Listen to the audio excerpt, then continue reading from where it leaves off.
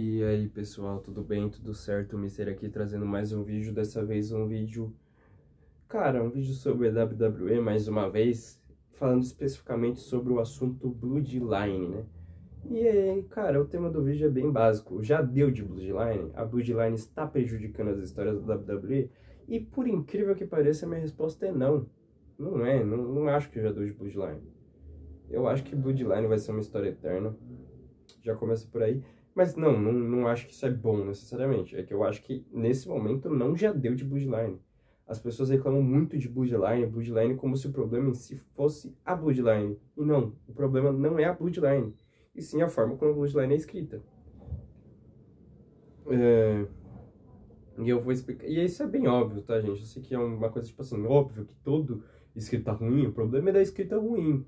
É óbvio. Mas eu quero deixar claro que assim, as voltas da Bloodline atuais, por mais problemas que tiveram, teve coisas boas sim. O problema é que, pô, não aproveitaram as coisas boas.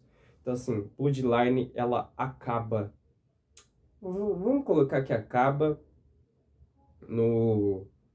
Quando o Jimmy e o Jay traem o Roman, e aí o Jay. Não acaba o arco original da Bloodline, tá, gente? Tô falando nesse sentido. E aí o Jay vai lutar com o Roman, e aí o Jimmy trai o Jay. E aí foi aí que começou a dar merda. Querendo ou não, foi aí que começou a dar tudo errado e se criar um problema enorme. E aí, pô, por que que eu vou defender, cara, tudo que aconteceu ali? Porque o problema não foi tudo que rolou, cara. Não foi problema o Jimmy trair o Jay. Não, isso não foi um problema. O problema foi a justificativa da traição. Porque a justificativa da traição foi, basicamente, o Jimmy traiu o Jay pra ele não ficar igual o Roman e por isso ele se aliou ao Roman. Só não fez sentido. É tipo assim, eu vou trair você pra você não ficar igual aquela pessoa. Por isso eu vou trair você e ajudar aquela pessoa. E assim, o booking já estava perfeito e funcionaria até hoje. Pros dias de hoje teria sentido tudo que rolou, que é o quê? O Jimmy traiu o Jay por inveja. É uma justificativa simples, funciona, tem motivo. E assim, não é uma coisa difícil de se pensar. Eles só foram burros e não quiseram fazer isso. E aí a luta deles foi uma porcaria na WrestleMania por culpa disso? Óbvio que não. É só porque não deu certo. Tem muita gente que fala assim, não, meu Deus, como se, nossa, gente, eles tiveram uma luta ruim. Mas eu acho que dava pra repetir de novo, sei lá, que seja num show semanal, um Jimmy versus Jay. Eu não sou que nem essas pessoas, tipo assim, não fala de Jimmy versus Jay, pelo amor de Deus. Pô, a galera no Twitter lá falando que era a pior luta da história da WrestleMania. É mentira, não é a pior luta da história da WrestleMania, não tá nem perto de ser. Perto tá, mas assim, não é. Acho que não pega, acho que se pegar top 3 é muito. Tem lutas bem piores. E vocês ou não assistiram ou fingem que não assistiram, só porque agora faz mais sentido falar mal dessa luta. Então, assim, um problema de escrita começou aí. Aí a gente viu que foi pra WrestleMania, teve Jimmy vs Jay, aí teve Cody vs Roman, o Roman perdeu e ficou ausente. Aí o Solo Sikoa descartou o Jimmy e basicamente criou uma nova Bloodline com membros de fora, Tama Tonga, Tangaloa, Jacob Fatu, aí atacou o Cody. E aí, pô, muita gente vai ter muitas críticas a essa fase da nova Bloodline. Mas, cara, eu tenho críticas muito ao booking pelo que poderia ser, porque poderia ter sido bom sim, cara. Solo Sikoa, ele foi colocado como um vilão master, tá? Querendo ou não, você pode falar que não, mas não, ele foi colocado como o principal vilão da WWE durante um período. Só que ele foi totalmente descredibilizado. Porque essa é uma crítica que eu tenho aos bookings do Triple H. Se você ver minhas análises e meus comentários, provavelmente você já viu falando algo do tipo de troca de cinturão, troca de cinturão. E qual que é o meu ponto? O Solo Sikoa deveria ter ganhado o título mundial do Cody Rhodes. Sim, e perdido rápido. Mas ele teria se credibilizado como um vilão a ponto de, tipo assim, esse cara é um perigo. Ele tirou o título do Cody. Não seria um absurdo, porque eles estavam buildando o Solo Sikoa dessa forma. Poderiam ter feito isso de uma maneira roubada, é óbvio. E ele perder rapidamente pro Cody, sabe? Perde rápido, conquista, perde rápido e já vai pra outra coisa. Mas assim, teria credibilizado ele como vilão.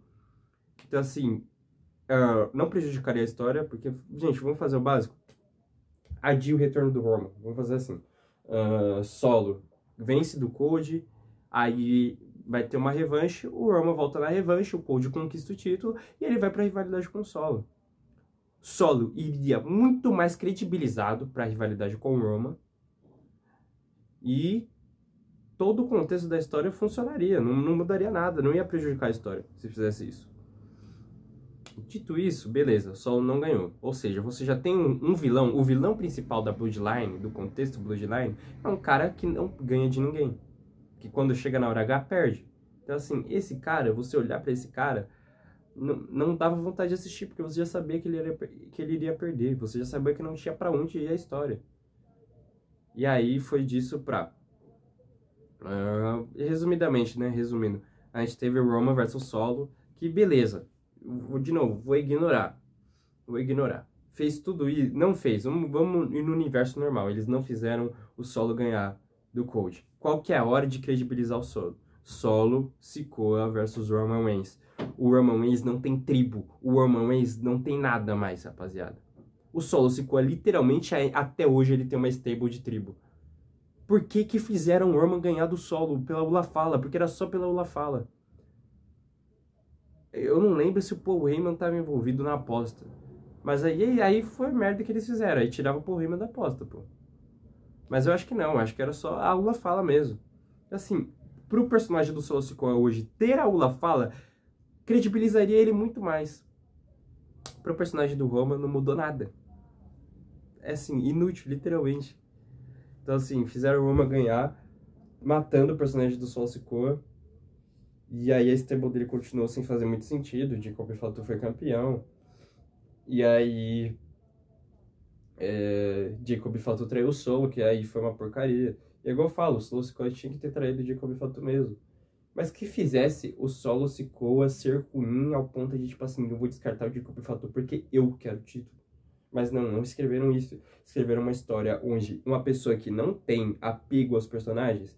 Vou supor, vou pegar minha mãe, que não vê luta livre. Ela vai olhar essa história e vai falar assim, o Solo Sikoa está certo. Por quê? Porque ela não tem empatia pelos personagens. É óbvio que o público todo vai ficar do lado de Jacob Fatu, porque ele é super popular e o Solo Sikoa não. Mas a escrita que eles fizeram foi uma escrita onde o Solo Sikoa está certo. A única coisa que ele fez foi chamar o Jacob Fatu de burro. Mas ele literalmente lutou pra ajudar o Solo, fez tudo pra ajudar o Solo. Tipo assim, como assim? E o Solo... E o Jacob Fatu traiu o Solo. É só uma história que não fez sentido. E aí você vai me desculpar, eu não sou espectador médio de luta livre. Eu sou espectador que dá muita atenção já a esses detalhes. Nessa altura do campeonato eu tô nesse nível. Não falando que eu sou um nível acima, eu estou falando que eu sou mais chato. E por eu ser mais chato, eu vou me importar com isso. E por eu ser mais chato, eu achei a feud de Jacob Fatu versus Solo Sikoa uma porcaria. Pelo menos dessa vez fizeram o resultado certo, que era o Solo Sikoa ganhar. O Jacob Fatu não precisava dessa credibilização. Então o Solo Sikoa ter saído por cima fez sentido. Apesar de que o reinado dele não foi pra lugar nenhum. E a gente tem hoje o que tá rolando na Bloodline. Solo Sikoa tá fazendo uns teaserzinhos aí, provavelmente é pro retorno do Tamatonga, ou supostamente para uma estreia do Zilafata, eu penso que pode ser um desses dois, provavelmente Tamatonga. E aí eu não faço ideia de pra onde a stable dele vai, de verdade.